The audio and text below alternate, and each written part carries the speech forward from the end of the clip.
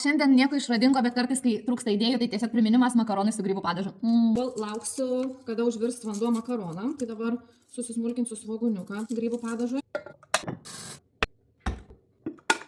Dėl to aš mėgstu mažus svogūniukus, kad būtų vienam kartui, kad nereiktų pjauto po to laikyti šaldytuve.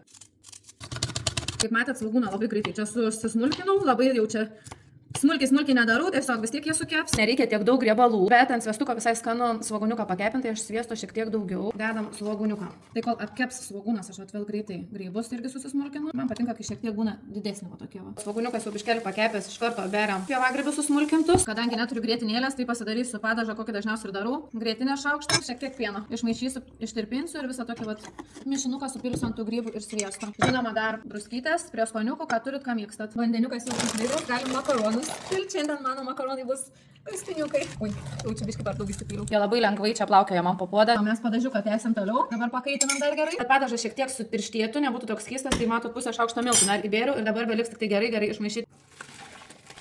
Padažiuką ant makaroniukų. Gal čia nelabai išvaizdžiai atrodo, bet skonis tai tobulas visada gauna. Nieko išradingo, bet kartais, kai trūksta idėjų, tai tiesiog priminimas makaronai su grybų padažu. Tiesiog tobuli pietus.